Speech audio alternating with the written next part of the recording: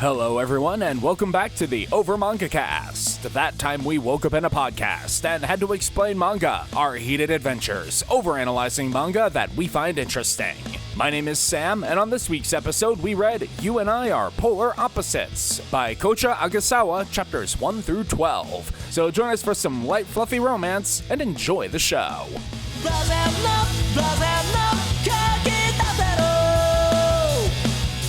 Hello everyone, and welcome back to the Over Manga Cast. My name is Sam, and as always here at the top of the show, we talk about our familiarity with what we read this week. This is a new one for me, had not heard of it, and so fresh read. Matt, how about you? Yeah, nothing from me. I heard it when it was recommended for us to read. All right, Jay? I was the one who found this and recommended it for the podcast because I thought it was cute. Excellent. And Jacob? Yep, not heard of it either. I feel like I might have bumped into it browsing Shonen Jump, but it didn't really catch my eye. All right. So we open up our story here. I will give this manga some praise right out the bat.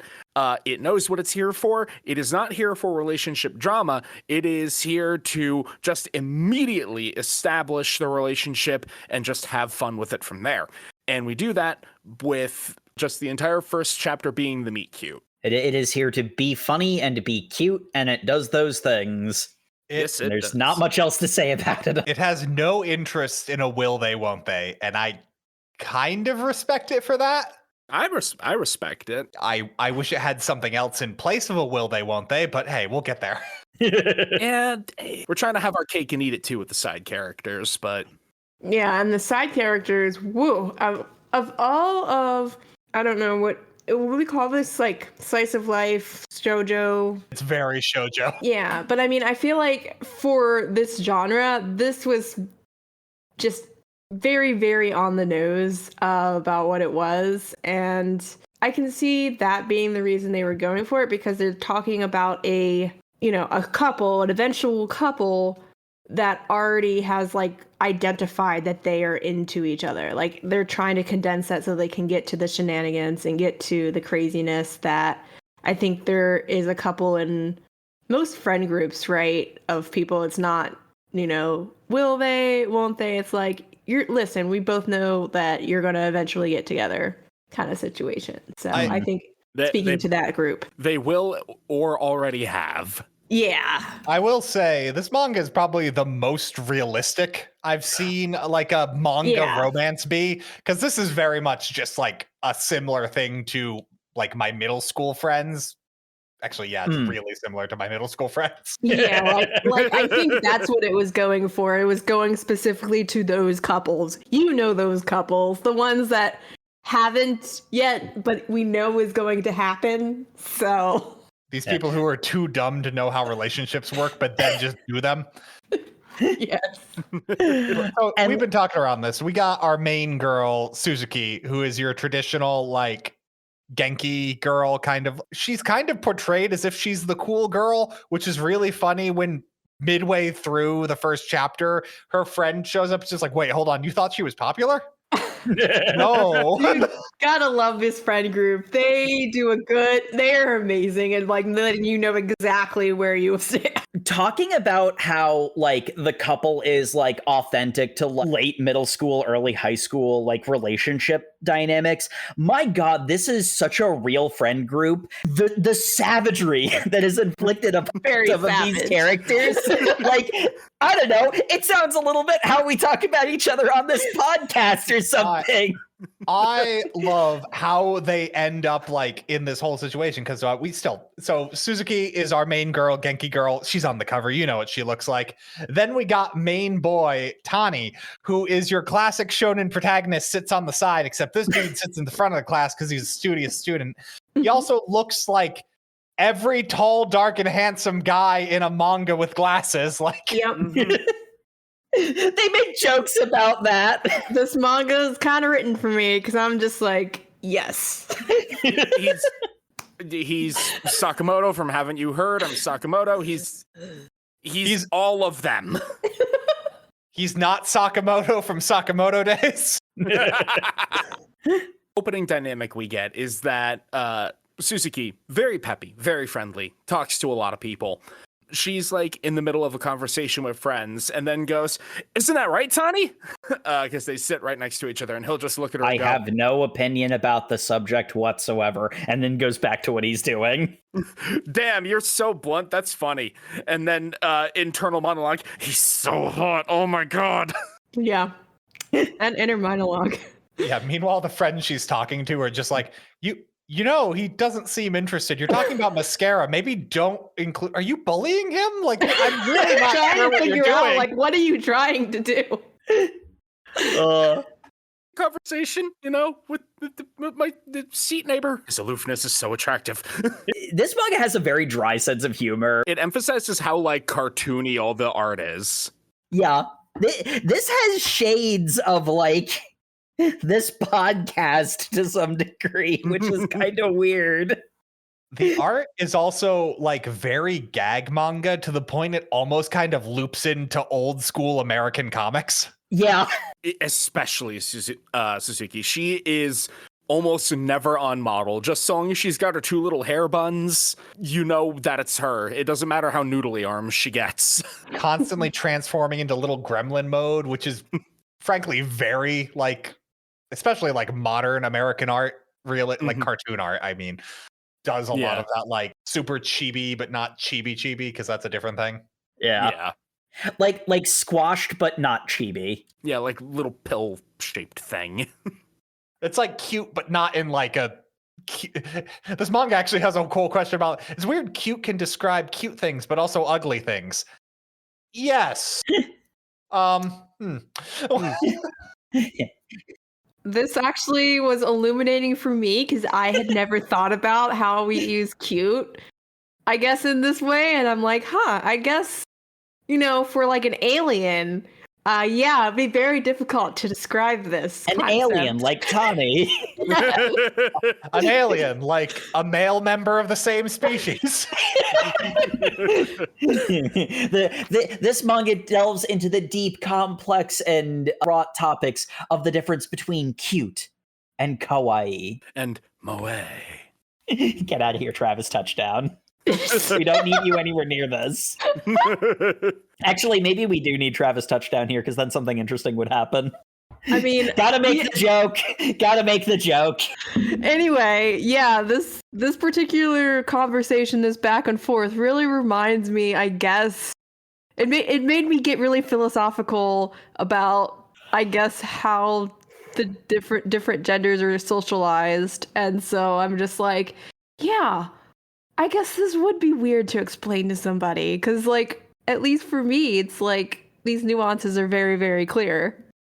What do you mean? We're speaking the same language, aren't we? No. Clearly not.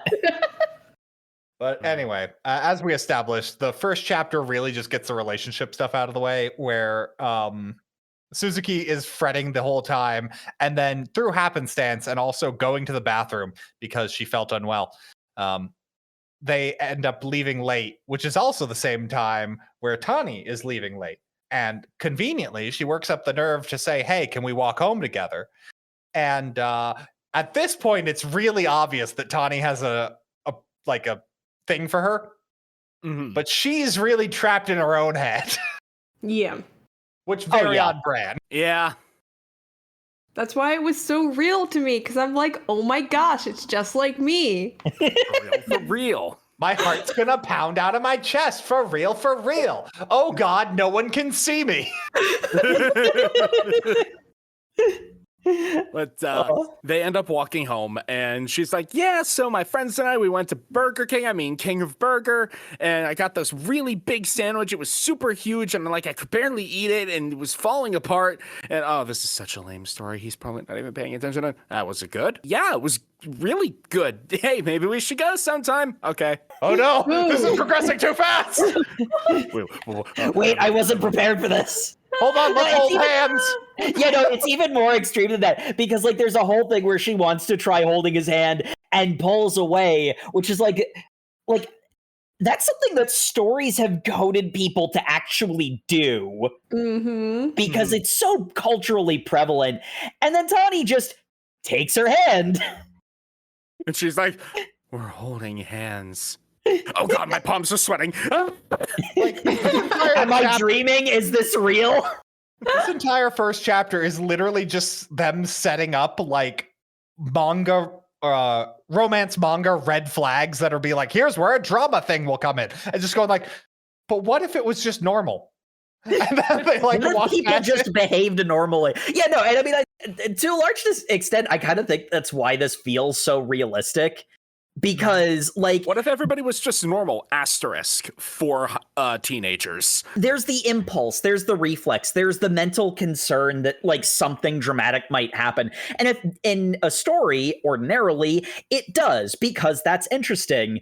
But in this, like, they have their foibles, and like I made the joke about like something interesting might happen, but like they do actually like have actual like normal couple conflicts. It's just they're usually short because the stakes are as high as a high school romance, and they actually deal with it and talk through it, and are like bettered for it and whatever.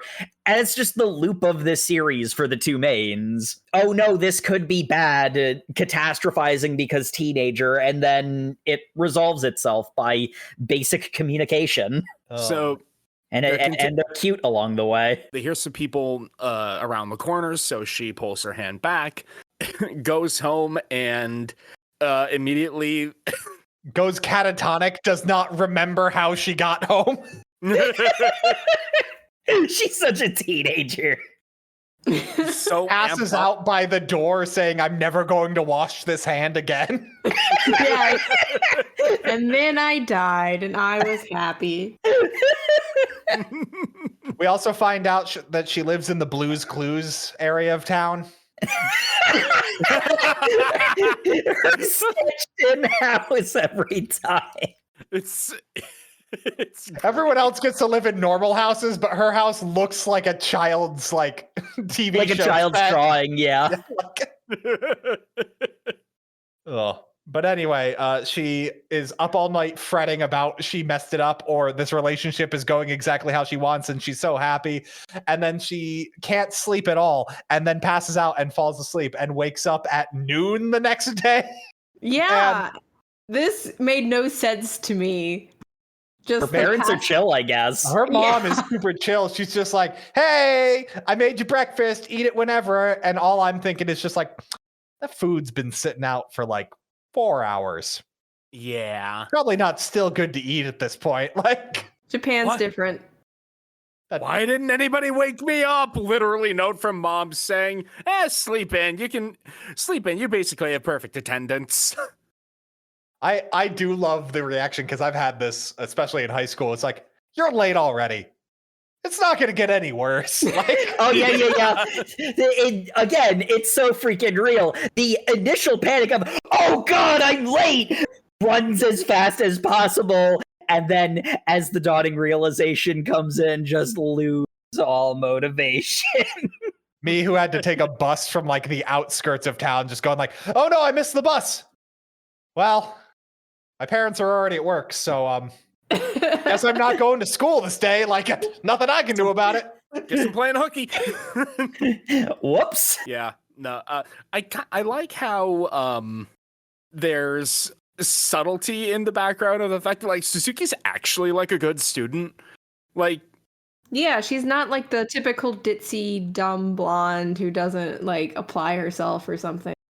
exactly. Her stereotype would say otherwise, but like everyone's always trying to copy off her homework. She's actually diligent with studying.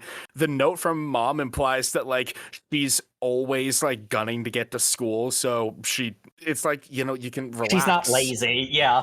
Yeah. Like it's not that she's not lazy. She maybe is a bit of an overachiever, which is funny because we do learn later on that she does sometimes get bad grades, but for really stupid reasons. We'll get to it.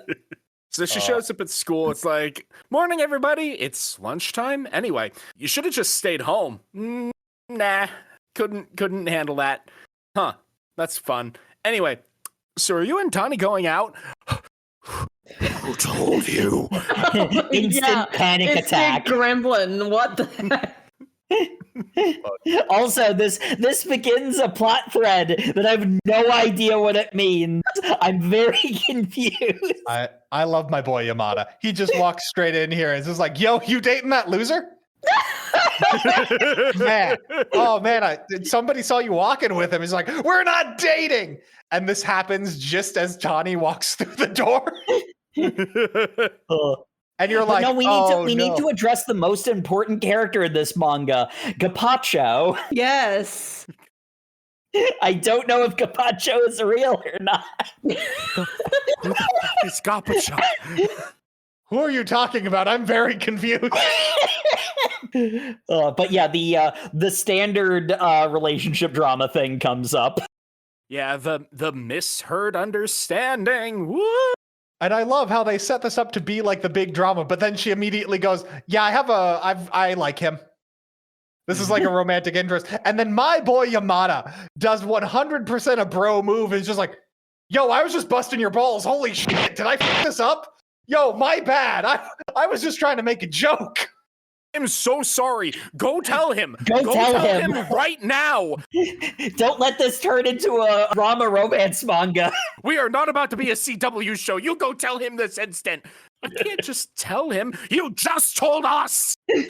Run with the speed you're known for. Vroom, vroom, engine sounds. Oh my God, she's so slow.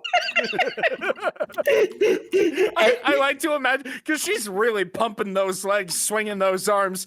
To imagine she's got no traction on her shoes, so it's just squeak, squeak, squeak. She's just squeaking along. I don't know why the giant athletic shorts underneath the skirt is so funny for me, but it's so on brand for her. Like, and I also love that her two friends, who are functionally one character, I love how the two of them are like so encouraging, because like this is what makes their friendship feel so real. They clearly like and care about her. Like the busting that they do, the utter savagery they inflict upon her is clearly like in jest and for fun. And you can tell from scenes like this where they're just so supportive of her. oh yeah, because it's the like, "Oh man, you were in an embarrassing situation that we're going to assume there was another reason. So we're making fun of you that you were in a weird situation." And the fact that her immediate response is looking at him and about to cry, going like, "You really think that'd be funny for me to like him?" And him going like, "Oh, this was a real nerve. Backing out of this. This is not a joke anymore. I have reverse. It's so good. Tani, meanwhile, we get his inner monologue for the first time, and he's kind of beating himself up because he's like, "I just kind of gave in to my temptation because, like, I enjoy talking with her. I kind of like her. I was wondering if it could go somewhere, be something, and man, I guess I was just getting my hopes up. Of course, she wouldn't be interested in me then." Running footsteps. Tani, I like you. Wow. Just the time difference for that was insane, though, because I'm just like, what did you do? Like pull a loop? Meanwhile, I'm just going like, "Tani, I really hope there's more to this than you just liked the first girl who talked to you every day." Sometimes. I'm just like, well. Yeah, I agree. That's a cop out. The only woman who ever gave me any attention. It's my soulmate. They introduce a much worse character, so I no longer have those thoughts. Oh my God. Worse. I think you mean the best character. He is the best. Well, actually, no, there are two best characters. But... Yeah, but I know who you're talking about. Oh my God.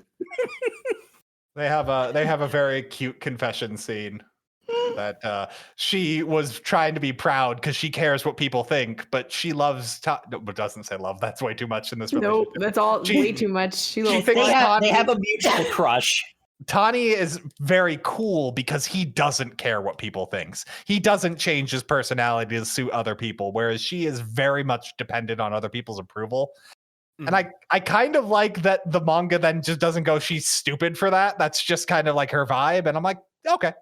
Yeah. Like she's into fashion, and fashion is all about caring what other people think. Like there's no getting around that. Like, the stance the manga seems to take is that like her vibe is fine. She might be currently taking it a bit too far, and like the reason why their relationship may just work is because he, to a degree, balances her out and gets her to actually, assert like the things that she likes and cares about. And then it finally ends with the very cute scene of he's about to wipe her tears away as she's crying, but then goes, "Oh wait, that smudged your mascara." And she's like, "You were listening to what I said at the very beginning of the chapter?"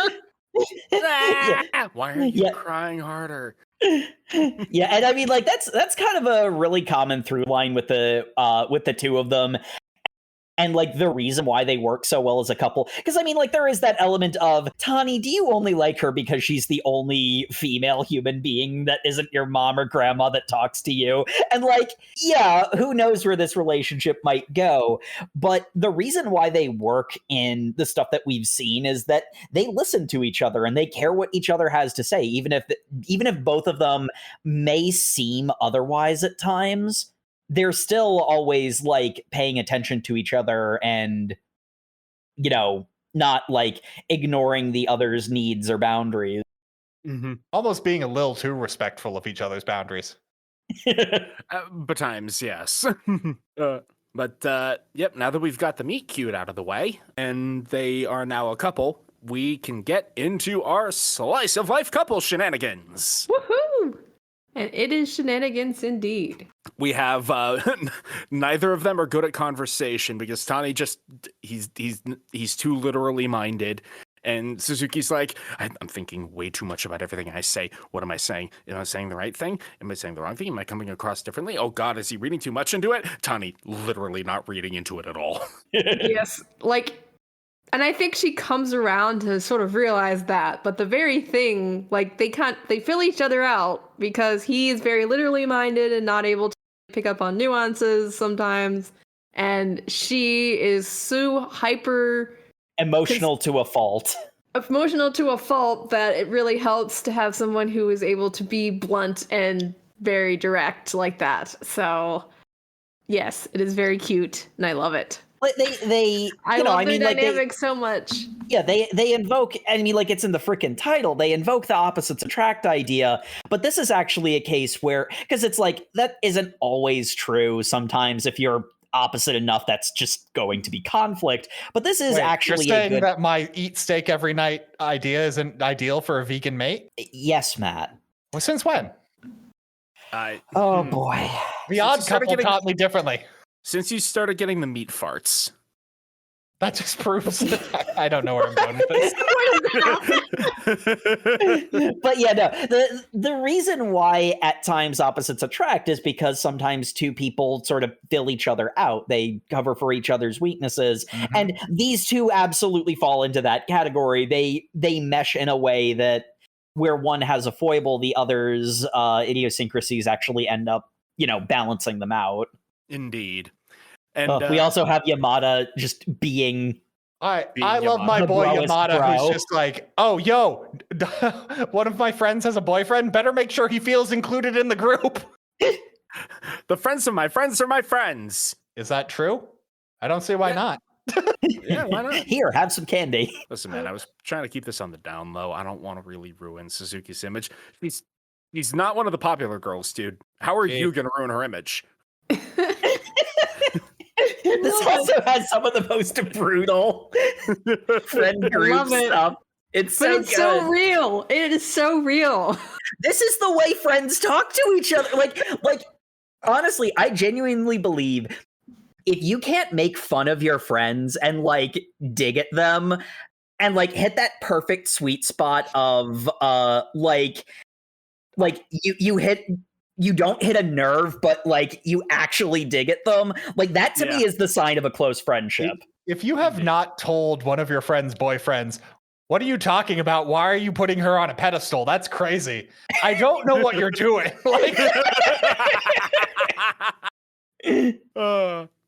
it, because he's like, you know what, Yamada, you're pretty easy to talk to, huh? Buttering me up isn't going to get you anything. Have some candy. Why do you have candy in your pockets? Are you a grandfather? Yamada, never change. You probably should, but please don't. Yeah, the two girls, long-haired blonde and short black-haired girl, that are basically just one friend for Suzuki. they just are like- the friend character, TM. Yeah. Hey, Tani, Well, I mean, did you... one of them is the very concerning relationship track record, and the other one is just very. I thought Gives that's me a almost- different. No, the concerning relationship track record is a third friend. Ah, okay. Yeah, because you have the Ditz and the Deadpan Snarker is the two of them. Mm-hmm. Hey, Tani, is it okay that we're hanging out here with your girlfriend? Should we give you some alone time? You guys are her friends. You can stay there. Oh, no, Tani doesn't want to hang out with just me. He's going to let other people hear. Should I have said it was a problem? No, it was a joke! They have an instant dynamic is the fun bit. Yes. Oh, hey, I noticed somebody in the background of this chapter. We're going to meet him later. Anyway, the whole gimmick of this chapter is she's embarrassed to ask him to walk home with her, and then she does, and then they walk home together. And then the entire thing she'd been worried about is being seen with him. When they walk home together, not a single person notices Tani because he's very like he blends into the background. I mean, Gapacho might have noticed, but he already knew. Kapacha sees all. Gapacho, the fifth friend we've never noticed. Not even Suzuki knows who he is. I'm so confused about Gapacho. No, you know I the want to know. So The friend, Yamada, you're kind of confused where when they show up, but when they show up, it's always like a really, really crazy time. I think it might be a reference to something because Yamada's also the one who like makes random pop culture references a lot. Mhm. It's just something I'm not getting. I don't know if Gapacho is Yamada's imagination or not. I'm very confused. I'll just say it out loud. But yeah, they walk home very cute. Neither of them can figure out how to do conversation up until Tani is just like, hey, we were about to cross to our different homes at this fork in the road. Do you want to go to the park and spend a little more time? And then she just devolves into Love Gremlin. She just becomes a sketch of a blob. The whole time she's trying to fulfill like love advice magazine stuff, and when she screams yes at the top of her lungs, engage, check mark. If you keep quiet, the other person will feel uncomfortable. Fill silence with pointless conversation. I'm like, that doesn't seem like good advice. Yeah. Like all love magazine advice, this is bad advice and you shouldn't do it. See, Jacob, it's because if the love advice was good, you wouldn't keep buying love advice magazines. Exactly. You know what? You're probably right about that. Oh. It's very cute because they have a heart-to-heart on the bench, and it results in Tani going like, hey, are you free this weekend? Because we could maybe do that thing you talked about, with the mouth. Burgers? Yeah, that. Yeah, burgers. Yes. Yeah, Ooh, burgers. yes. I want to see how wide you can unhinge that jaw to consume meat. Yep. Oh, yeah, that would be great. But also, like, you've also been acting, kind of weird. I mean, I was just trying to be, like, I don't know. I was trying really hard to be, like, a good girlfriend. And I don't know what I'm doing, and I don't have an experience with this. You don't have to be, like, perfect. I like you already. It's okay. You fit the only qualifications I have for a girlfriend, which is be a girl. Yeah, I mean, I could just that would not quiet my anxiety. I'm the bare minimum. Well, no, the thing I like about this is like the dynamic that they have. It's clear that he's not like, we make the joke about it, but it's clear that he's not simply just like, you tick the one box I have, because he finds it amusing how worked up she got. Like, it's really subtle how he reacts, but like he like is like giggling at her shenanigans because let's face it, they're funny and cute. Yes. It's okay. I'll be more honest and open with my feelings. Was that too much? Burgers. Okay. Yeah. And then unfortunately we see Tani's search history and the whole manga changes. Yeah. This is the funniest joke. This is so freaking funny. I laughed out loud. Oh yeah, you don't need to worry about doing internet searches for perfect girlfriend steps or anything. It's totally fine.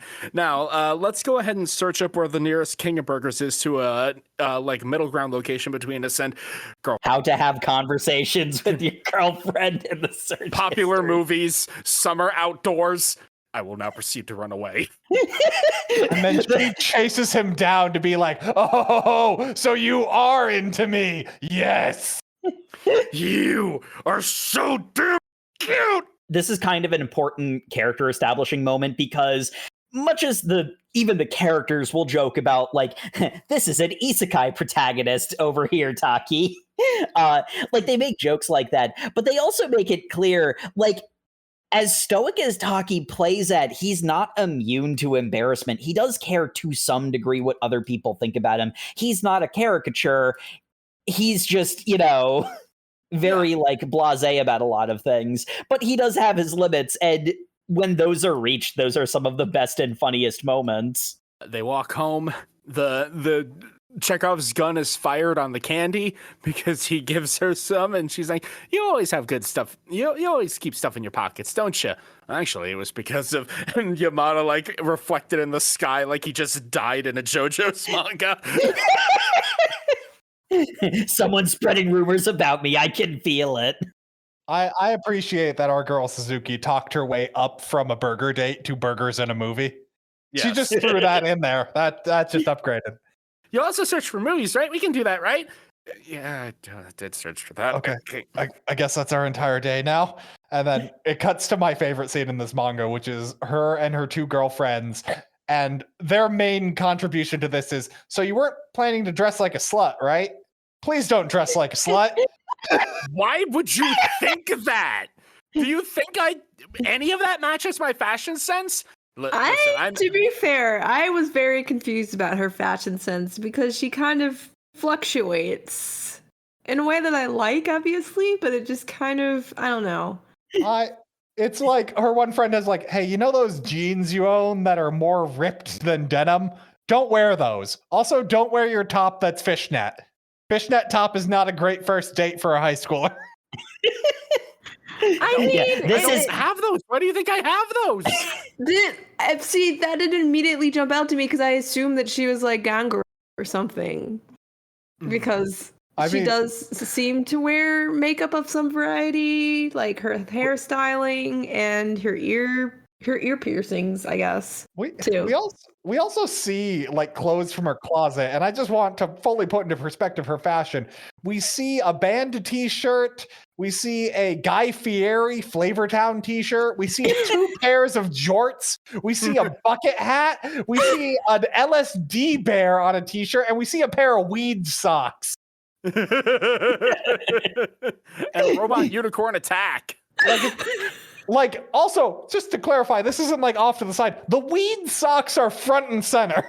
Yep. Like they're a serious option she's considering. Yeah, no, because she does the legally distinct Supreme.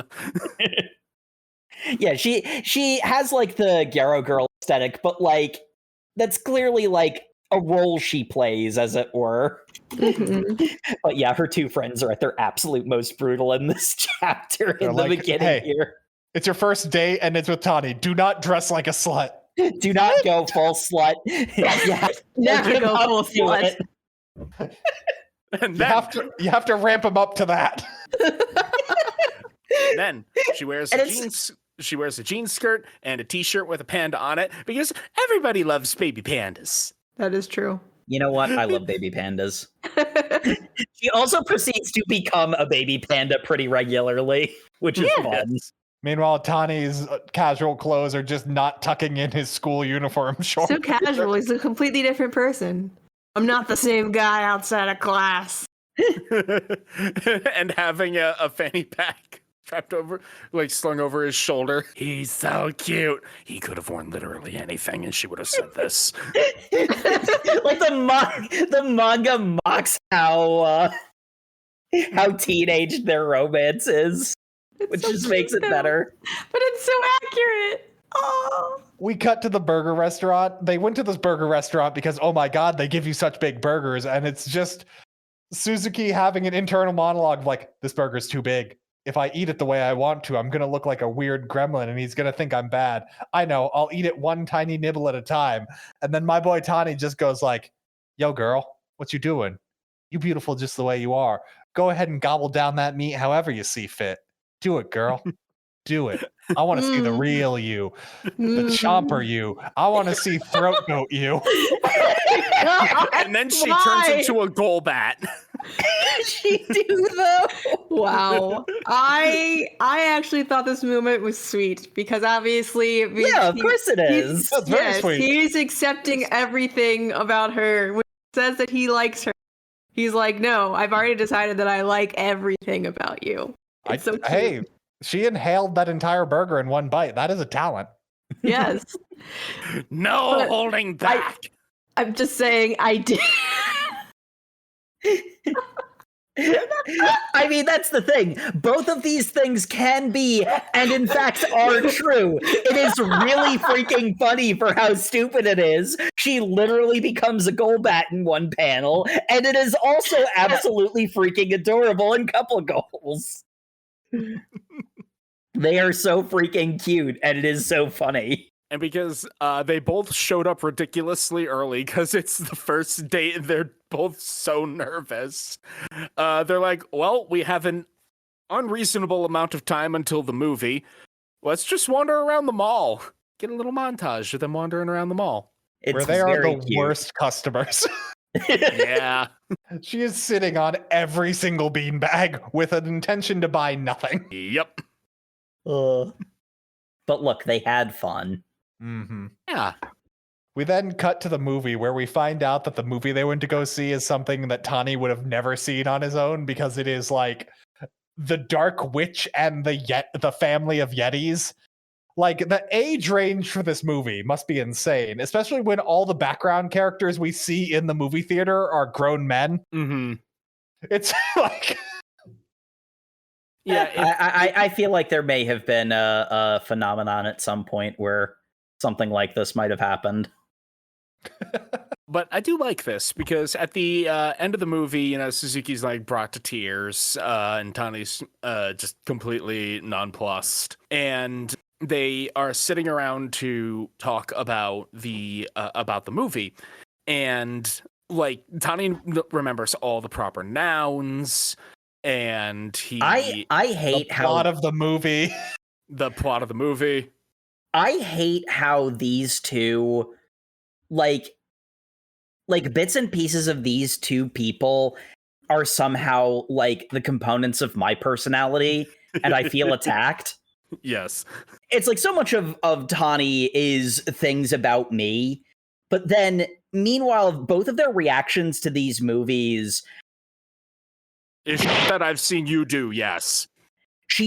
None of the names are there, but she has an understanding of the emotion and the storytelling beats that were used, and she explains it to Tani, and he's like, oh, that was a really good movie then. Okay, now I get it. Like, he locks in.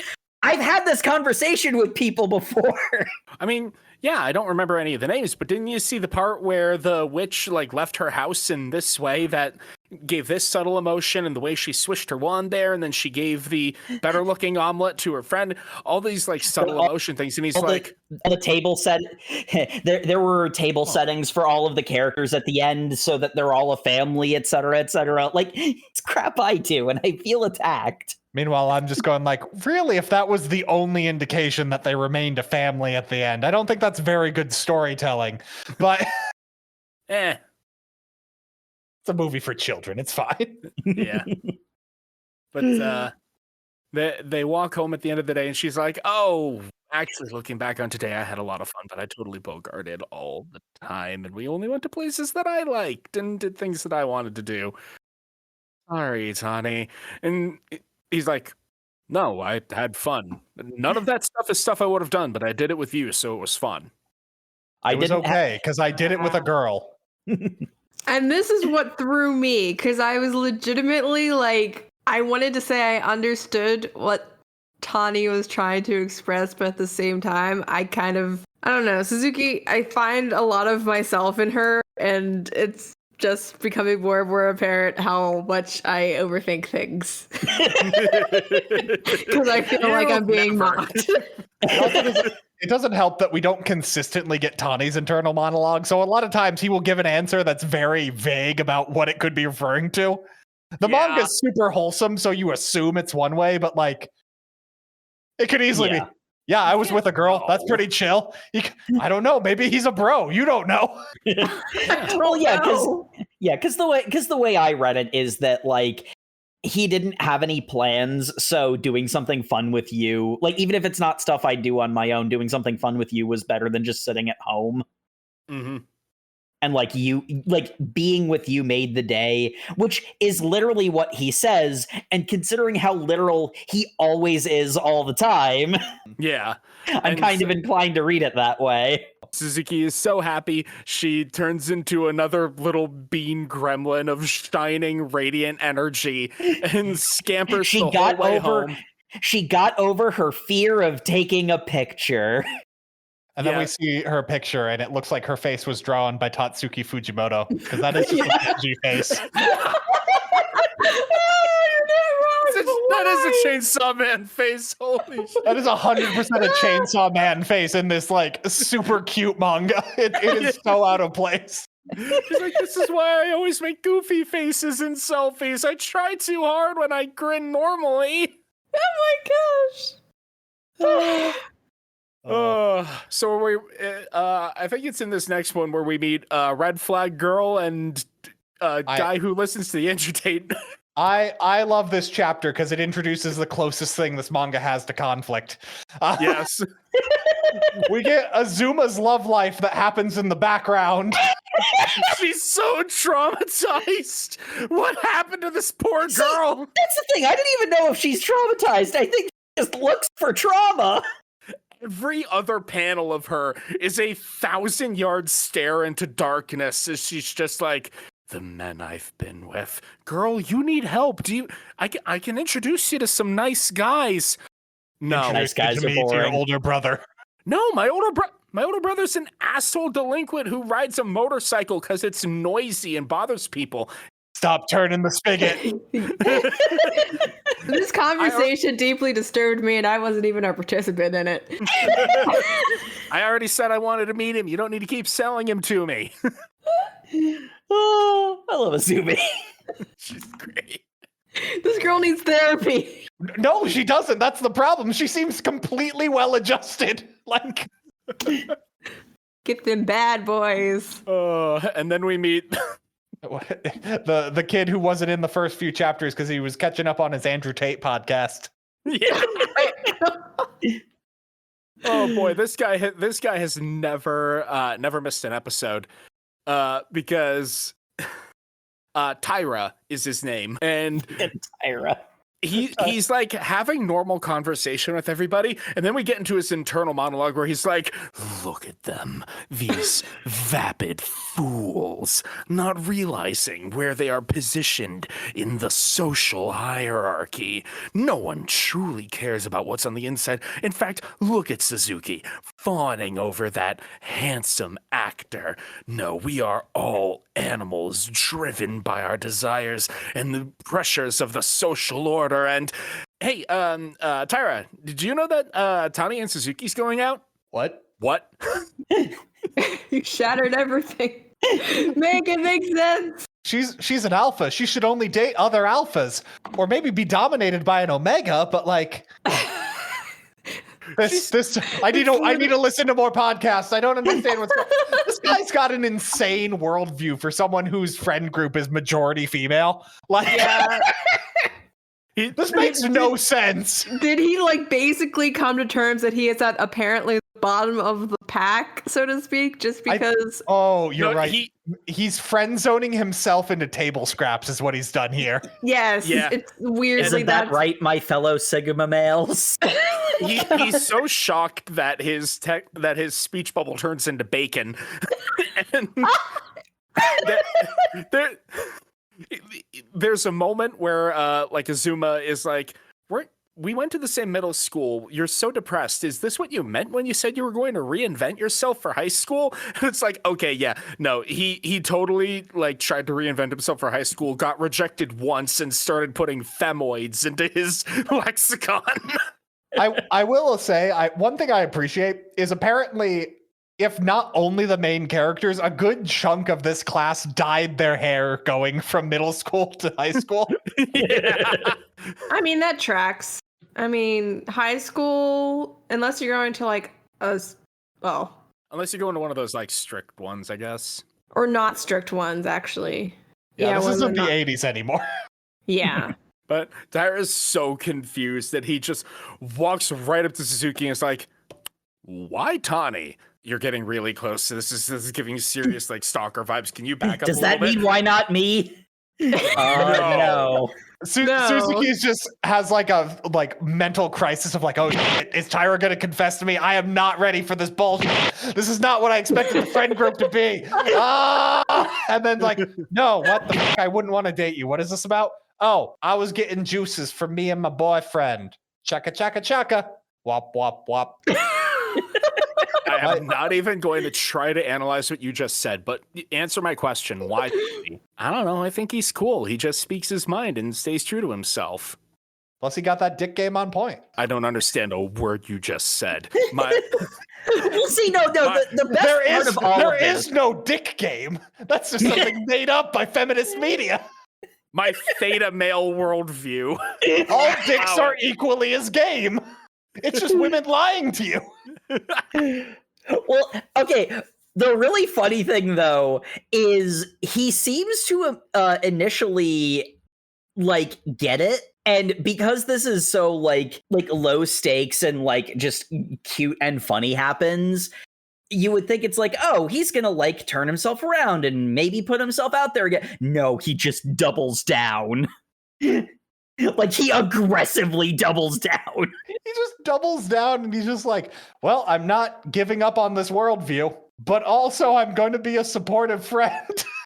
Like, he's just, they did a very interesting thing with this character. He's the manga's punching bag. Be honest. Really, I hope Azuma and him hook up because they are polar opposites. Yes. And I hope they're miserable together. Wait, who? You don't know who Azuma is? Oh, right. the one who wants exciting relationships. Yes, they would complement each other. I'd probably want to move town if that were the case. They would complement each other in the worst ways conceivable. You know how compliment each other in good ways? This is the opposite of that, and it's really funny. I don't think I can fix him. I want to make him worse. Oh god, that is just them. Oh, they're perfect for each other. Okay. I ship it. So in fun retrospect, this next chapter we get is literally just Tani going, hey, she called me cute, but girls call lots of things cute. What does that mean? Also, her brother drives a motorcycle and I feel threatened by that. Huh. Not sure how I want to process those emotions. Oh man, being a teenager sucks. He does have a cute cat though. My grandma called this cat cute. Does that mean my grandma views this cat sexually? Nope, that doesn't make any sense. That literally just broke me. I'm like, ew, oh my gosh. Exactly. That's the same amount of gross of like, oh god. They have a whole back and forth with her not understanding that he has to work at the library and saying, hey, you don't have to stay here. You're going to be bored. And her going like, no, I want to stay here because I want to be around you. And he's just like, oh, well, I get off at 5 if you want to wait till then. That's cool. Also, I have a girl here who works with me who will come up in like 5 chapters, kind of. I do also like the fact that like she's clearly at first just staying because she wants to be around him, but actually ends up finding something that does genuinely interest her. And it's sort of similar to the like movie date chapter where, you know, I wouldn't have done this without you, but I actually genuinely enjoyed it and I'm happy I did it. Yeah. It's not as emphasized because this is mostly Tani's chapter, but Yeah. same vibe. Meanwhile, Tani's still fretting about not knowing what the difference between cute and cute is. And then to further confuse things in a very terrifying way, their old, fat social studies teacher rides by on a bike way too small for his fat butt. And Suzuki goes like, oh my God, he's so cute. And it's just like, I really need you to define what cute means. That needs to happen right now. What the hell are you saying? I don't like that you've used the same word to describe multiple different things. Including myself? Yes. I don't know. It's like the feeling of I look at this thing and it's like my heart's get squeezed. It's like, it's precious. And I'm just like, oh no, my poor boy, what a terrible word to be used for you. And then he seems to react to it just fine. So I'm assuming that means something slightly different in Japanese. Yeah. Yeah, I think it's just the connotation's different because Precious is not a thing I would want to be called as a person. Precious is something like an object or a child is. Like, I don't know. It's kind of like saying that it's something, well, special or something. so why is her fat social studies teacher on a bike special? It's Because a special sight. You know, it invokes a certain There's a certain doki doki that wells up within her when she sees that butt crack. Yes. She's got a type, and it's multiple different types of men.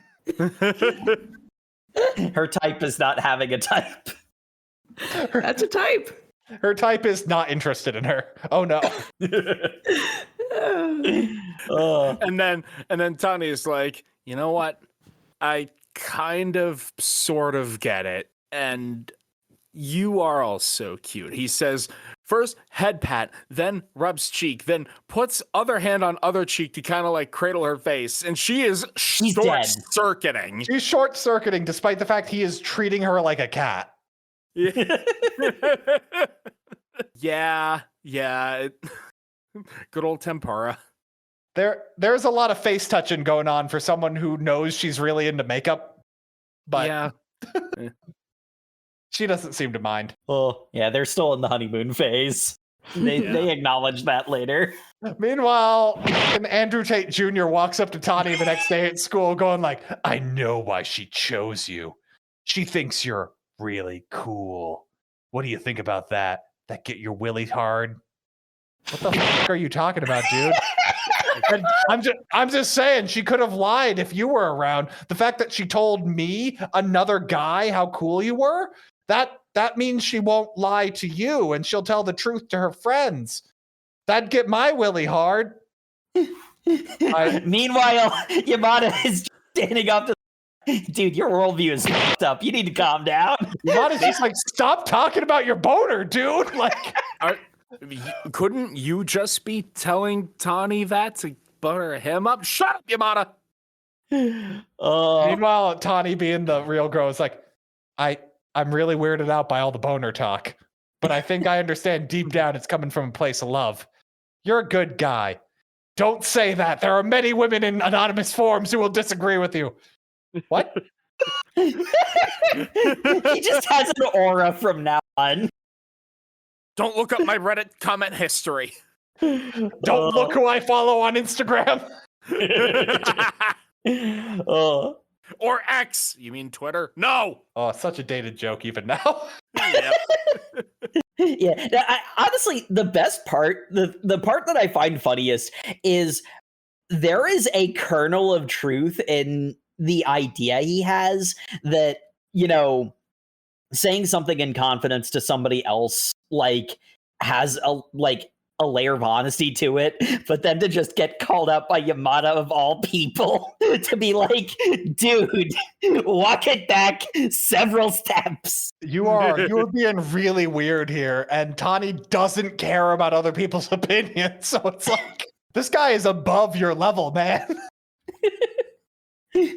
I think most people are above his level, to be perfectly honest. This man doesn't have to stuff his jock. He's already packing a hog.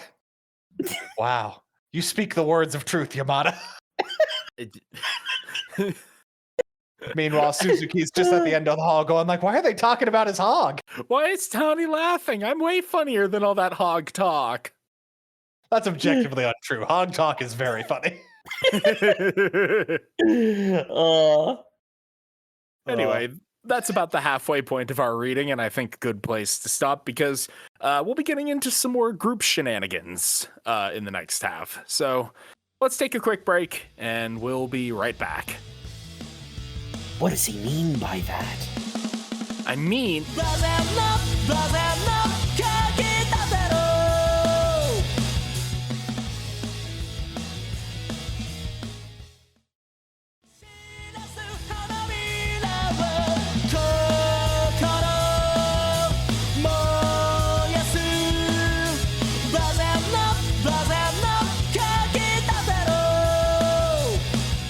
and welcome back to the show, folks. Where last we left our characters. Not even going to try for the heroes on this one, are you? Nah. It's fluffy slice of life romance stuff. Heroes is bit grandiose. Heroes implies something happens. Heroes implies they remain the protagonist for this manga, which is seemingly unlikely by our final few reading chapters. Yeah, we start getting into a thing here where it's like, okay, so the bit with Suzuki and Tani is that they are dissimilar, but you know they've got decently good communication skills. They can, you know, overcome some basic obstacles in their relationship. Cool, this is really healthy. Doesn't make good drama. We need some conflict. This chapter is literally they go to study. Her and her friends go to study in Tani's library when he's working, and the conflict is, it was really fun to have people actually go in the library. I'm glad we all had a good time as friends, and I'm just like, cool. This was a story. This whole chapter is setting up a brick joke. Yes. The brick joke being short-haired sassy girl being like, that was fun. We just sat around and, hey guys, let's go get dinner. We're gonna go get bibimbap.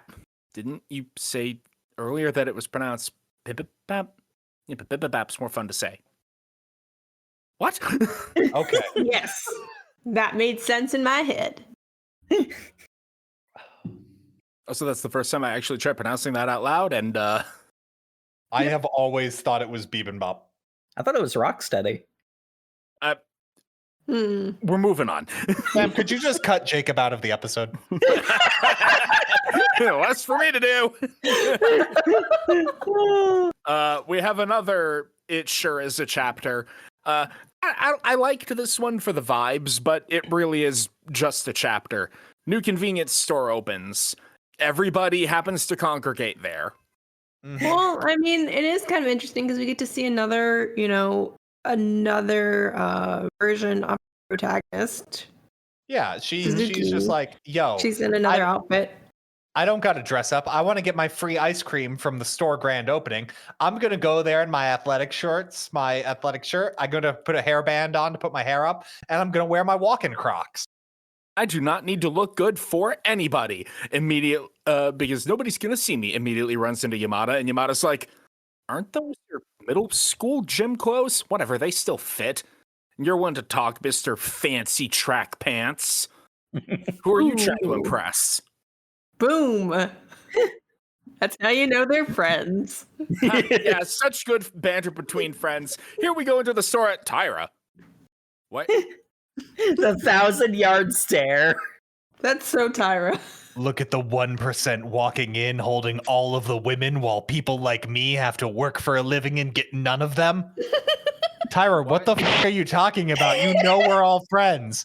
Oh, fine, society. Isn't this really far from your house? Yeah, but it's close to school, so it's convenient in that way. But you're working the night shift. Well, Society! That's exactly what a woman would say to keep men down. oh my god. Yamada said it! You're not even exaggerating. Oh my god. So the chorus of "Shut up, Tyra." Meanwhile, the manager comes in and is like, oh, did you have any customers on your first day? No, you imagined them, old man. I'm going back to my podcast. Why did he say that? I'm also weirded out by this is the grand opening for the convenience store, and he's saying, hey, could you grab the ones that are about to expire? That seems like poor planning for your convenience store. Well, it's also Tyra saying it, so. Yeah. So, It's the grand Suzuki- opening. They should all have the same expiration date. You'd think. Nah, it's a chain, so they just had excess stock from a sister location. From another story, yeah. Well, it's a good thing Tani's not in this chapter, because he might see Suzuki in not, Great fashioned clothes. up form. It's okay. Nabi shows up. The character I could not recognize at all in casual clothes. What are you talking about? Her face is literally identical in every, and I love her so much. Just completely blank stare. Oh, there She's is not a rolling. single thought in her head. She just rolls in going like, oh, yo, Yamada, Suzuki. Wow. Glad it's you. I thought I was driving in and you were just a delinquent married couple buying toilet paper. What? Why would you say that? Well, I mean, one of you was Slav squatting. In crack pants at that. Whatever. Hey, aren't those your middle school clothes? Why does everybody keep commenting on that? Listen, it's not like Tani's gonna ride in on his bike like, eat. I must leave. And then they immediately go into like emergency response mode. I love it. The weirdest thing about this is that Tani went to the grand opening of a convenience store to buy a bottle of water and nothing else. He didn't even get the free ice cream you get for bringing the flyer in. So this was just a casual thing. He biked to Suzuki's neighborhood to go to a convenience store. Like, Dude, that's just how into her he is. Like, you don't understand. He went there on the off chance that she would be there. he's staking out her house and he needed to refuel. It's just like, I ran out of piss jugs. Better go get a bottle of water. So anyway, Yamada and Watanabe, was that Suzuki? Did she just run off? You never saw her. She wasn't here. Right. They're good friends. I'm just gonna bike. You saw in nothing. I'm just gonna bike in this direction. Oh, hey, Suzuki. How are you keeping up? You're really slow, and I'm on a bike. There's a cute moment where she thinks to herself, I want to be myself for you, but this is too much. This is too much of myself. Too much too fast. I appreciate that he sees her. It's just like, wow, you got the 6-pack of toilet paper. You must really go through that at your house. Giving off all the wrong vibes. Really, just worst case scenario, high school, not dressed up at all. Your crush is there and you're holding a 6-pack of toilet paper your mom had you go buy. Yep. Absolute worst case scenario. Wow, you got the bulk brand. You must shop a lot. Ah! Why are you so worried about this, about your looks right now anyway? I'm more envious of what a good, well-established friendship you have with the others. Oh, well, I mean, I want to dress up for you, but not your other friends. You're my boyfriend. I want to... If I had 2 omelets, one of them was kind of shitty, but the other was plated really nicely, I give you the really nicely plated one. Wouldn't they both be tasty? No. I mean, yes, but shut up. I want to give you nice things. You love me for what's on the inside. And then she thinks about that for 1 second. It's like, wait, no, that's a really shitty answer, actually. And here's why. Like, food looking good is important to me. Like... Yeah, your literal mindedness is endearing, but you're also kind of missing the point of what I'm getting at. You gave me a vague nicety of an answer that is actually kind of disrespecting the work I do put into things. I want to be appreciated for that effort. And you're like, it doesn't matter, is not the answer I wanted in this situation. As punishment, you are going to break the law and allow me to ride on the back of your bike. Hot. Oh crap, the cops! Chase it! Yeah. Meanwhile, the cop is just like, hey, Suzuki, get home safe, girl. Also tell your brother, hi. There's a strong implication that the police know her brother very, very clearly. Yes, and hopefully Azuma never make that connection because holy crap. That's why she wants to meet Suzuki's brother. Oh god. Meanwhile, Tani's here like, why does the cop know her by name? I am worried now. Yep. Imagine this fluffy nonsense turning into a serious drama because brother. That would be such a Absolutely no way. swerve. No, see, in the background of all this fluffy nonsense, it's actually the 80s Americana Vinland Saga. Oh my god. This is how we get the pitch to be real. I think we've used that joke in more episodes than we've had of Vinland Saga. Most likely. Oh, so speaking of fluffy nonsense, the next chapter they go to a festival. It's the festival chapter. It sure is the festival chapter. They do festival things, and the entire time is Suzuki having a mental breakdown where she's just like, my God, those couples are all doing super horny things. Wait, no, have I been super horny for my boyfriend this entire time? Damn it, I always promised myself I wouldn't, but goddamn, am I so freaking excited right now. If we wanted to do something, I'd totally be game. Hey, Suzuki, do you want to head out here a little earlier and go for a walk to somewhere else? A secondary location? Maybe more private. Maybe, oh, it's full of people. I mean, cool. Yeah, she's all over the place. Hey. It's like, girl, what do you want? She got herself worked up in her head that this was going someplace steamy, and then was totally okay when it didn't, but it was also disappointed because she built it up in her head. Yeah. Well, I mean, She's also got this thing of like, anytime before when I saw couples doing PDA, I'm like, they're trying way too hard. They're going to break up soon. So I'm like, I can't do PDA because then that is like a symbol of desperation and we're going to break up.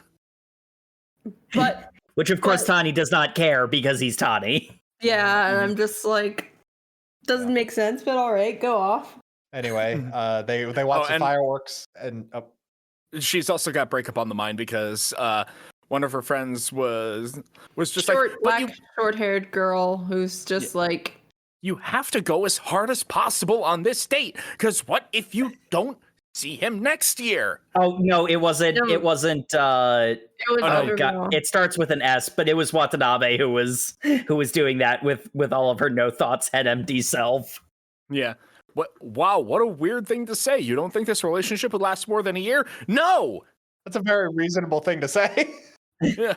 I mean, it is a high school romance, so yes, that actually is a fair point. Entirely reasonable, good point. Anyway, they watch the fireworks and they're about to they steep down to catch her phone, and they are like a mouth breath away from each other and pull away at the last second. And she's like, oh my God, we almost kissed. That'd be awful. We would have gone too fast, too far. And then Tani's just like, yo, girl, hey, how about next time you drop that phone, we lock lips? You know what I'm saying, Biddy? Maybe this time next year. And she's like, oh, next year. Kiss me next year? My God, I'm involved in his future. Oh, part of his next year. And he's talking to me like I'm property. Oh my God, what the? Okay. What? Okay, so don't listen to Matt on this episode. He's making this seem more interesting than it is. So anyway, time for tertiary protagonist, Shy Girl. Hey, have you ever thought, man, the main couple is too wholesome? We need anything else to happen. We need somebody unhealthy to balance this out. Yeah, but let's pick the most healthy, unhealthy people. I love it. Because, the whole thing is that Shy Girl, she's the one that works with Tani at the library. And she's talking with her friend, and I got so mad at the bait and switch here when they're leading up to her going like, I have a thing for someone. Oh no. And I'm like, ooh, adding some drama into the mix. And then it's just like, yeah, this guy's really cool. And then her friend's just like, do you like him or do you envy how he's got his entire life together? Oh, wait, the second one. And I'm like, he can talk to people. Even the delinquents like him. Yamada isn't a delinquent. He's just got dyed hair. He's a complete goofball. He's a teddy bear. I don't know if you've noticed this, but most of Class C has dyed hair. Yeah, and they're all a bunch of completely harmless goofballs. They're a collection of blonde pillows. Oh. I believe we call those golden retrievers. Sure, you know what? You know what? She's onto something. No, this is just Golden Retriever, the manga, isn't it? Yeah. And that is why it is a masterpiece. So Yamada shows up, is talking with Shy Girl's friend, and is like, "Oh, hey, Shy Girl, you collect those bread stickers, right? I can see your little collection there. I do that too." Yes. Wow, what a great, insightful conversation. I'm going to hold this entire end because I'm idolizing you in my head, but I haven't acknowledged that yet. What was that you were trying to say? Oh, man, that's really cool. Suzuki kicks in the door. Yamada, my dragonfly got out of the cage. Catch it for me. What? Come on! Yanks him out of there. I didn't recognize this was Suzuki because she was drawn so off model in this page. Her little hair blobs look What do more you like mean? Oni horns. She's got her hair buns. That's the only identifying thing. She's got her hair buns, but then she's got the body shape of a completely different character. Like, You know what I She's in mean. full, like, She is a blob. she's in full like ogre mode. Her hand is weirdly large. Like, damn girl, you could catch the butterfly with just that, or the dragonfly. yeah. So we just read an entire chapter. That was the B plot of that A plot with the dragonfly, wasn't it? God damn it. Yeah, this chapter weirdly set up like a plot and then kind of didn't. It's weird. Yeah. But anyway, we obviously deserve a flashback about Yamada that explains that he's only into women that smile that are above his pay grade. And he can't explain why. The more out of his league they are, the more he's into it. But he's too golden retriever. He doesn't understand. He can't have snack. He keeps begging for snack. And it keeps working for some reason. Except he's also so golden retriever, he doesn't really act on it. He's just kind of still there. And the girl is like, "Oh God, he's so I desire him carnally." And Yamada's just like, "So anyway, shooby-dooby-doo." Well, I'm going to go do background character catchphrase stuff, wabba-dabba-dabba. And then poor girl here who is Yamada's friend just going like, I am so tangentially related to the main cast here. No one will ever remember my name. But my goal is to tell Nishi that she should be in this relationship. And then I'm sure the second they get into a real relationship, I will disappear from existence because I will no longer have a place in this manga. I will no longer have a purpose in this world. Very meta and very scary. Yes.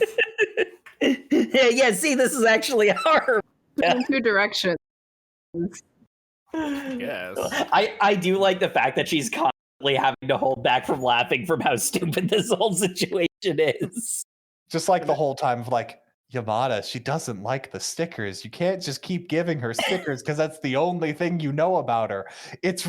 And she likes you, so she's taking them, but she doesn't like you enough to act on that. So it's just weird. But Honda's just like, but wait, with summer break coming up, surely that would be enough time for these two denser than a neutron star weirdos to actually get talking to each other, right? Meanwhile, About that. My boy Yamada, king of kings, goes to his majority female friend group and goes, yo, if I was trying to get some digits, how would I go about that?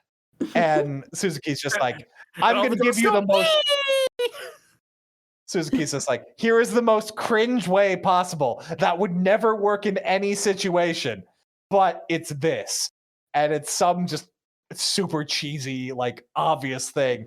And It's convoluted romance nonsense that probably wouldn't even work on her if someone tried it.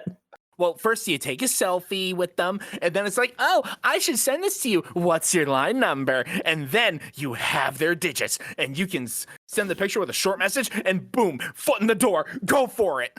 Meanwhile, Azuma's just like, ooh, is that how she got your digits, Tani? And he's just like, I am not interacting with this conversation. This is getting too silly for my need. And then Tyra has to just go like, I bet he's all like, Suzuki liked me even all the way back then. No, you alpha chads just can't let us get any of the women with our line numbers. And he's just like, Stop. Tyra, please Tani, stop. shut up. Weird. It's so weird. Tyra, I'm trying to be friends with you, but you're making it really hard. Tyra, you are literally straw manning me. You are making up your own dialogue and getting mad about it. Meanwhile, Azumi is like, I usually just send mine to an empty chat room. I don't have empty chat rooms. You send them to me. Yeah, to empty chat rooms. Thanks, Tyra. What does that even mean? I still think they can make it. Yes. Meanwhile, Tyra's just like, man, don't you think that someone messaging you would be really weird? Just asking for your contact information out of the blue? No, that's completely normal. What the You hell mean like is a wrong with direct you? conversation? It's sus. There's literally no reason for it. You're strangers. But not if you're able to talk to each other, then yeah. Yeah, so go summon your aura over in the corner, Tyra. Meanwhile, Yamada has to just be like, yo, guys, you jumping the gun here. I didn't say I liked them. I just, want to keep talking to them because I've been talking to them every single day at lunch, and I would like to continue doing that over summer break. Buddy. God, boys, he's getting in there. Let's go. I love this friend group. It's so positive. All the girls are flushed red. I love how no one has to correct him either. It's just like, hold on, give him a second, he'll get it. And he's just like, but yeah, I mean, like, I'm on the way to liking them. I just need more interpersonal meetings to confirm that. Like maybe some kind of phone date or phone sex. Yeah. Remember what I said about not listening to Matt? Most of what he said was, but not all of it. The girls are throwing a parade. Meanwhile, Tyra, I don't feel so good, Mr. Tani.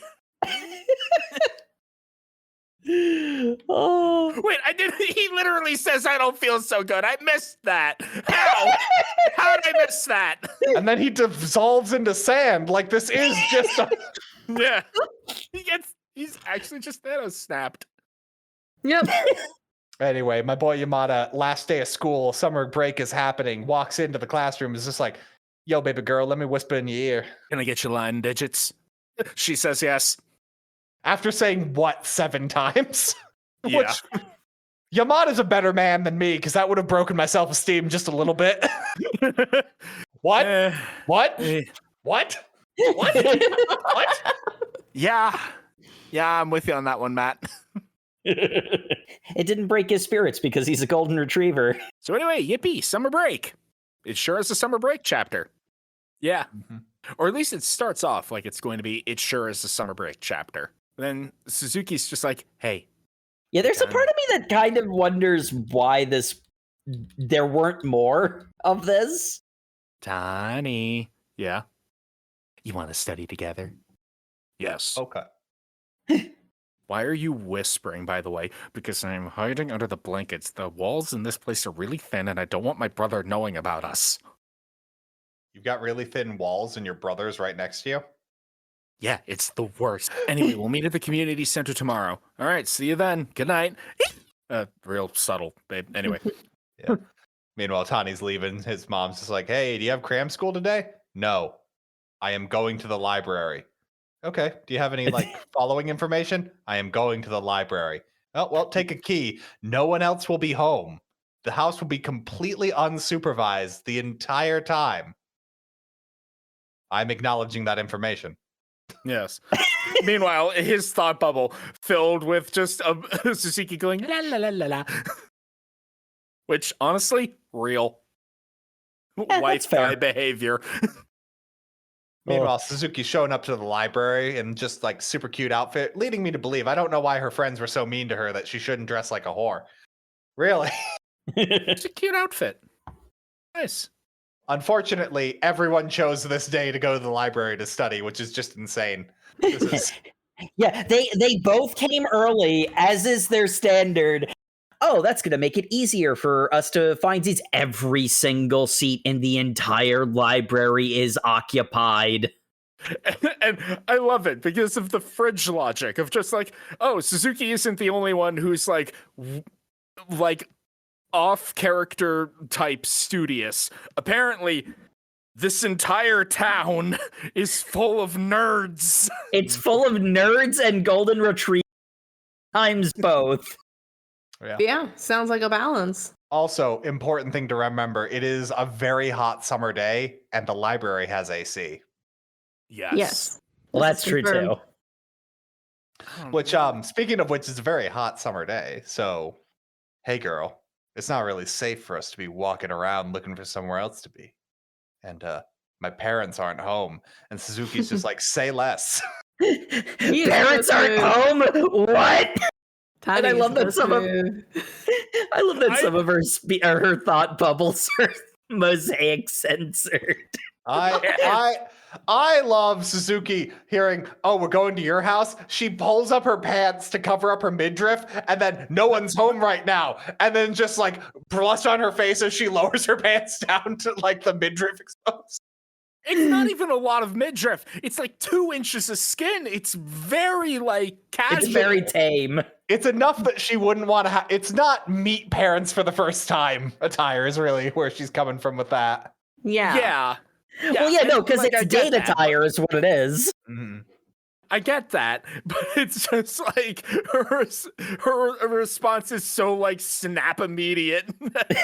Her response is, no one's home, no one's home, no one's home. And then her thought bubbles are censored because she is gung-ho for this plan. She even goes like, yes, please, let's. And I'm like, she is on board for this plan that she has made up in her head. And then cuts to her being mildly disappointed, but like, no, this makes sense. To just be studying. Oh, we're actually just Netflixing and chilling.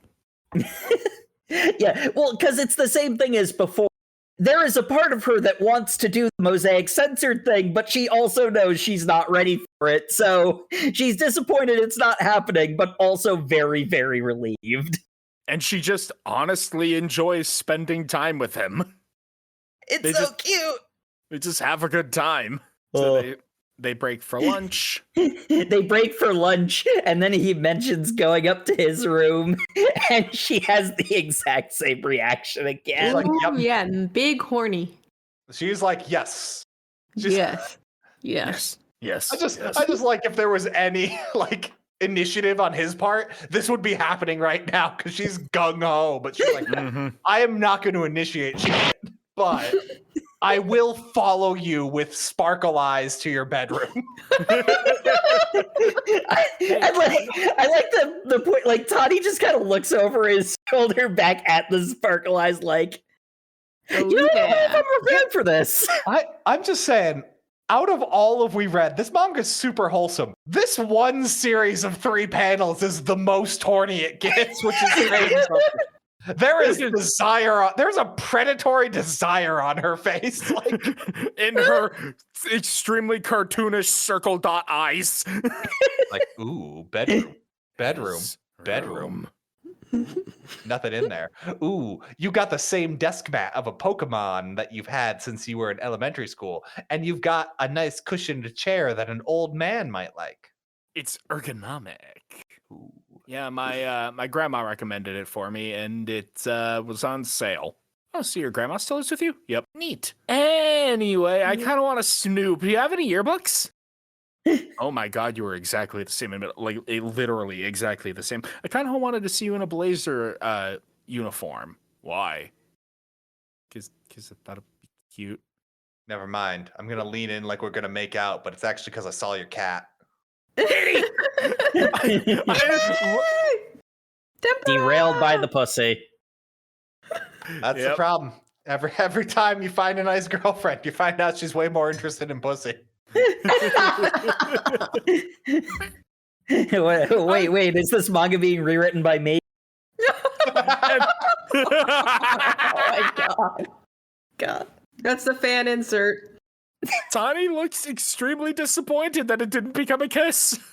This was like, Well, he "Aw." also looks extremely disappointed how much he likes the cat. Like, we make the joke, but he is all secretly jealous of his cat now. Tani's got weird high school boy jealousy where he's just like, what do you mean she's not only interested in me in every aspect, not even romantically? Like, Yeah. Yeah.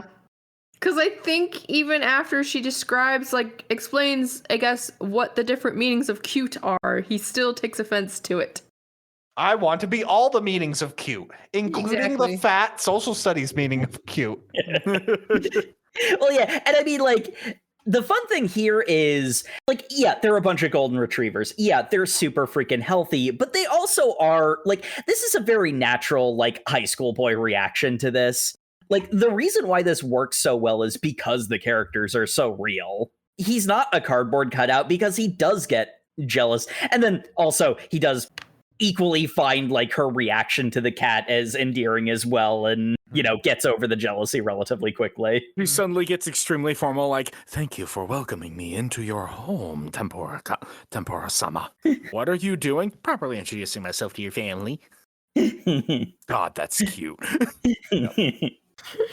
She goes skipping out on their like old traditional style Japanese house and then slips on the rock, is about to fall in, gets caught in the most romantic pose possible, just in time for Gram to come back from yoga class.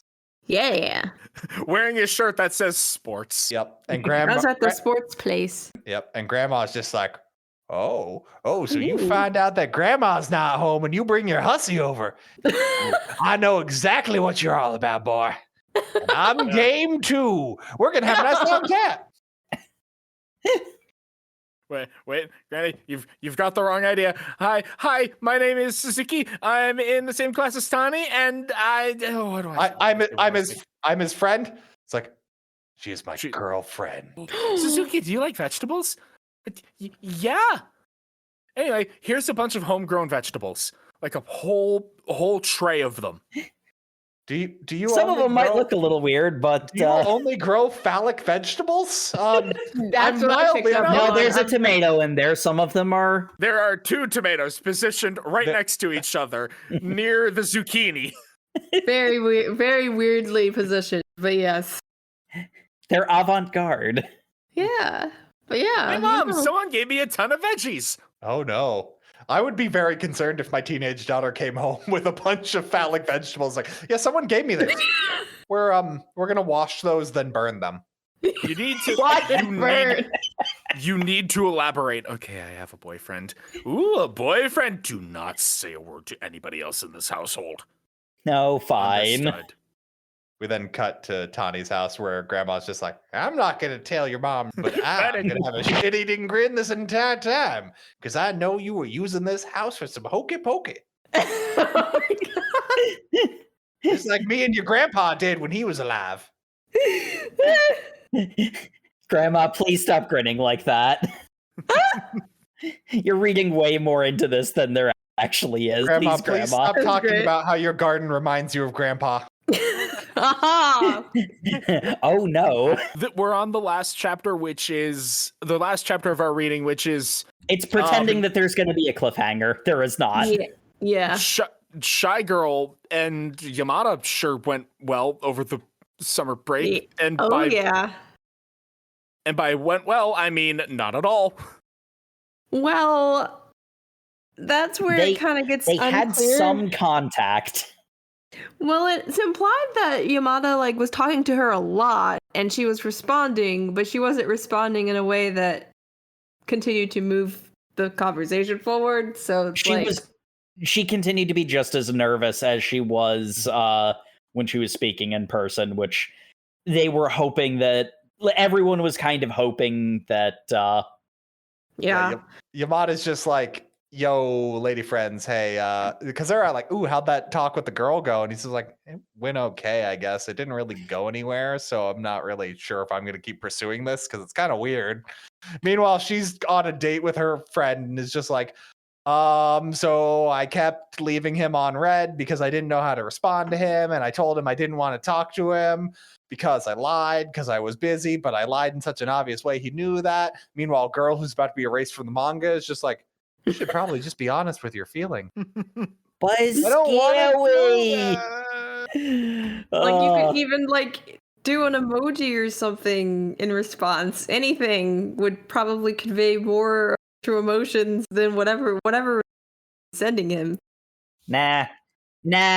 Human contact ain't worth it. I'm with you, girl. Let's go into the 100 yen store where that light novel protagonist is hanging out with that Andrew Tate fan. That's almost literally said. We're going to have our private conversation entirely about Tani is going to give Tyra a trauma response. Those women are talking about something in my vicinity I don't know about. They must be talking about how small my dick is.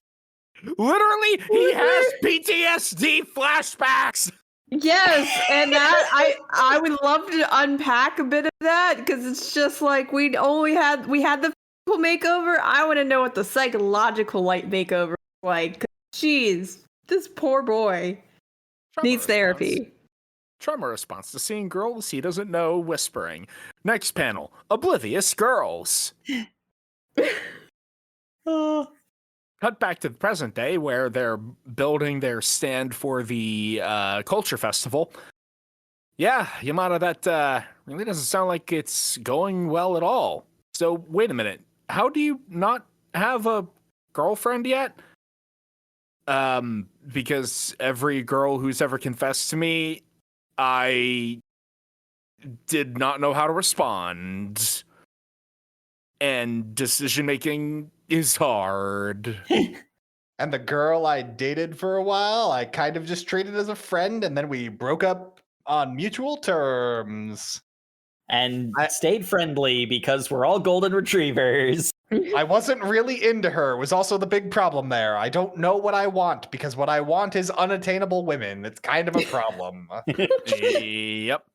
Meanwhile, Azadi is must be nice. I wish I had a childhood like that. You are still a child. Why are you looking like that? But why are you using the past tense? Jacob, I think you have called Azuma a different name every time you've referenced her. Yeah, probably. Yes, sir. I'm not good with names, very much like Suzuki. I got that one right? Suzuki, Yes. yes. Like, Okay, good. Don't worry, I'm bad with names. I got a name right. I don't think I've ever referred to any character from a manga I didn't already know by their actual name ever. Man, yeah, having dating experience would be really nice for this thing I have going with Tani. Hey, wait a minute. Suzuki, don't go acting like Ri never happened. Mysterious Ri. You will never speak that name again in my presence. I swear to God, Yamada, I will bury you. Meanwhile, almost as if girl relationship drama happened, we cut to Tyree, who's just like, hey, Tani, do you want to talk about women? For the love of God, Tyree, one walk where you don't do this. It's like, no, I need to tell you about how they do everything. Did you know that they compare you? Man, you're lucky that Suzuki's never had a boyfriend. I couldn't live with the constant nagging suspicion that I wasn't as good as the Chad that had claimed her first. What the frick is wrong with you? We are eating popsicles. It's a nice day, and you just ruined this. You know, their tightness conforms to the firthat guy that deflowers them. What the fuck? Who says that while you're eating popsicles? Apparently Tyra. You know how I said that don't listen to Matt because he's exaggerating? He wasn't this time. That's actually just what happens. We also cut back to Suzuki. Literally, that's all that conversation is. Cut back to Suzuki going like, I don't think I can talk about it. It's just, I was too inexperienced. I can't even. And then Azuma just chimes in, don't worry. Every woman has skeletons in their closet they bring. Just like she's in a complete And I'm just like, Azuma, stop jumping on this too much. Stop! I'm concerned. No, Azuma, keep going. This is hilarious. Her fucking face, dude. Like, oh my God. She's in a completely different art style. Yeah. Also, apparently for their restaurant booth, they stole a menu from another restaurant. Like As they you just do. went out and stole the menu, I guess.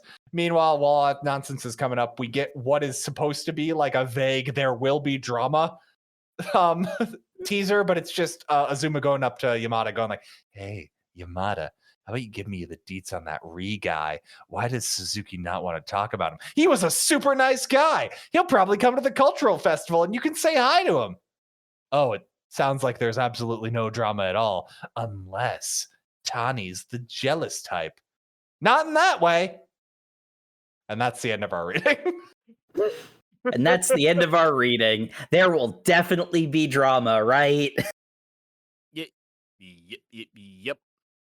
I'm So- sure. Favorite character and favorite of these little vignettes. I can't lie. Suzuki's great. she is basically just like a 1920s cartoon character. She's never on model. She's got like 2 distinguishing features, so you know it's her whenever she's there. And other than that, she just does fucking anything. And her like extreme exuberance in every page that she's on is extremely endearing. So she is my favorite character. And I don't know, the convenience store chapter, for being such a nothing burger of a story chapter, it was kind of it had good vibes to it. And I did like because, you know, every chapter had to have a little thing where it's like, oh, a weird connection that our 2 completely opposite lovers never realized they had before. Where Suzuki's like, I love the smell of the earth after rain. What the heck are you talking about? I don't smell anything. Yamada, you're lame. Later with Tani. I do like the smell of petrichor. What's that? The earth after rain? Oh, I like that too. So cute. It's very cute. Yes. Jacob, how about you? Favorite character, favorite vignette? Favorite character is gonna have to be Soru. Which Pause for everybody not knowing who that is. No idea who that is. It's the short black-haired girl. Suzuki's friends are just so much fun. I love how aggressively brutal they are. It is such a wonderful friendship that the 3 of them have, and I like the deadpan snarker. What can I say? The one that oddly everyone felt would be compatible with Tani, then maybe they're right. Maybe. I would have seen Tani more with a girl like her.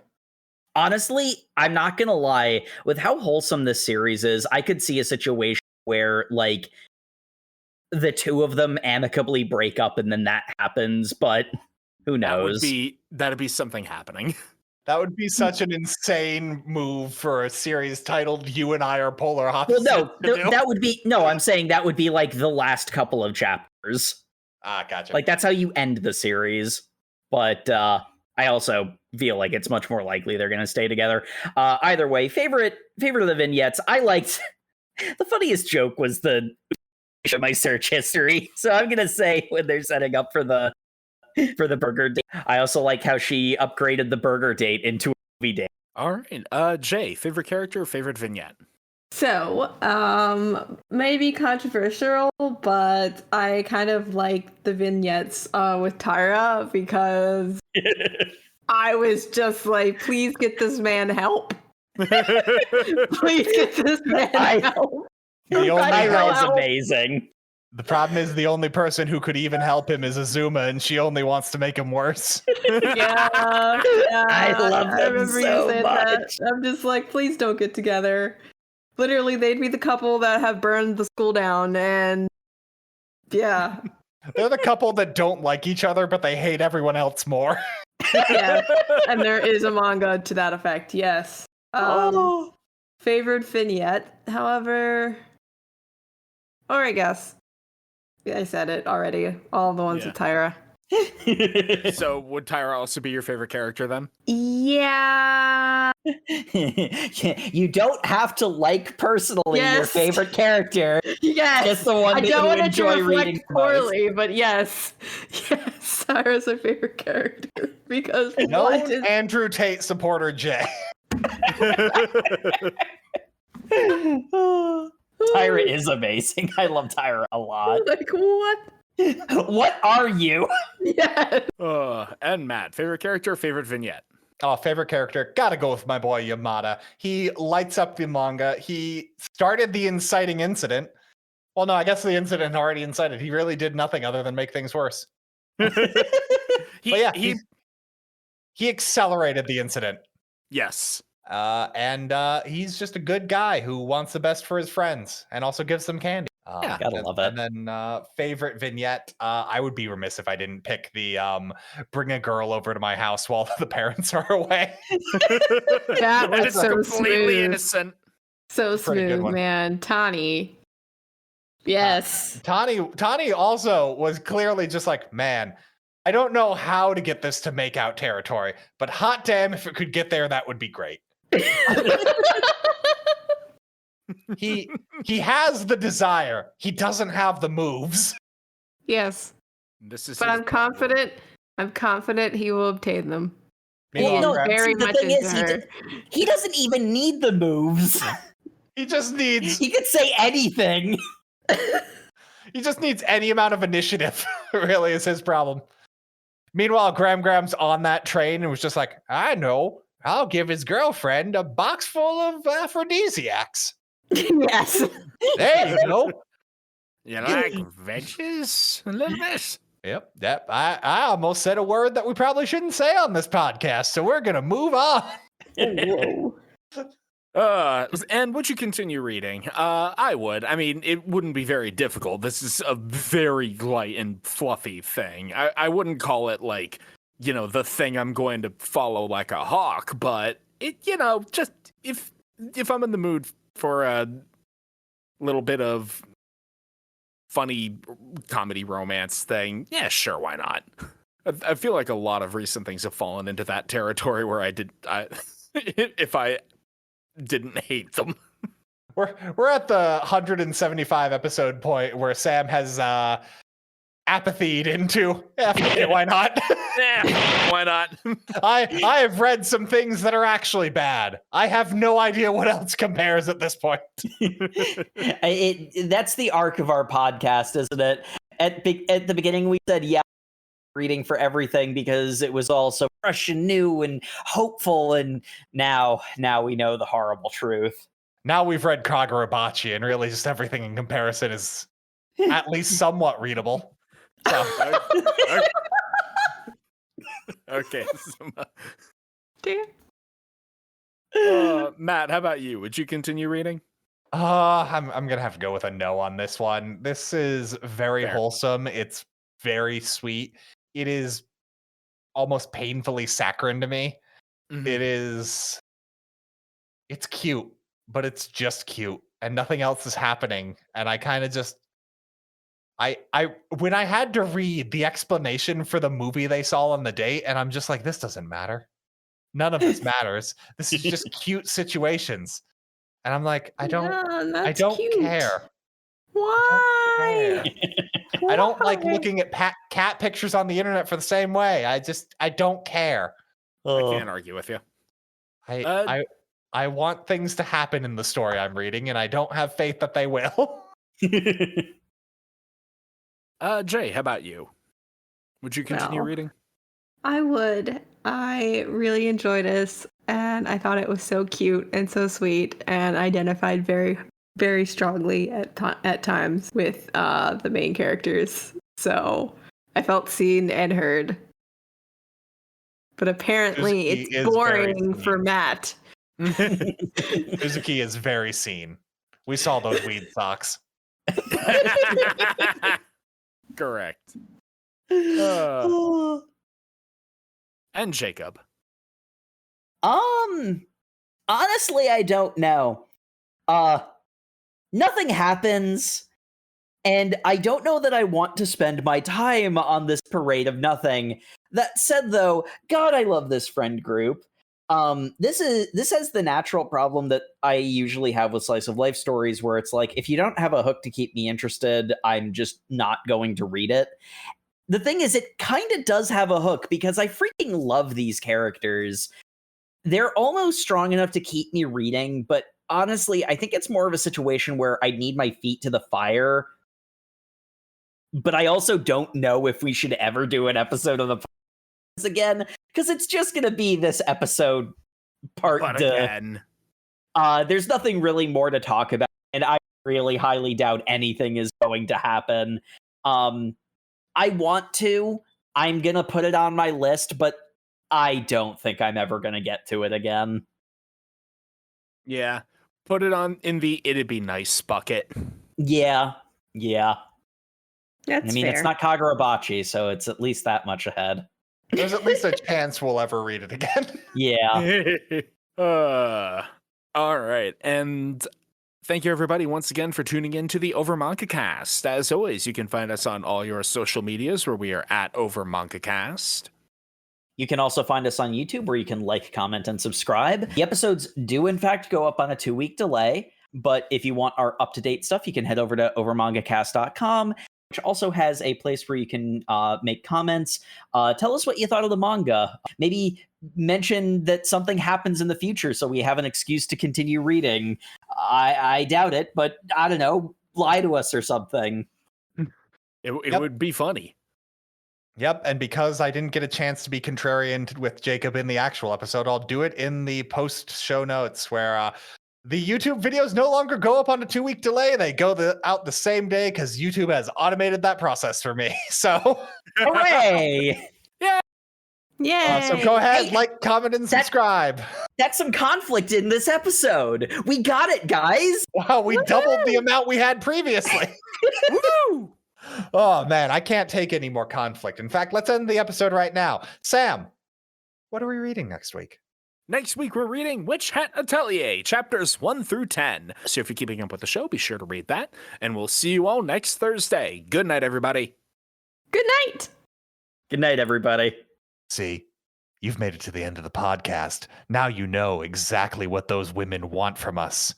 They want us to be subservient to them, but there's only one way out, and that's working a minimum wage job while you secretly hate all your friends for having girlfriends. Shut up, Tani. I'm shutting down your Tate speech.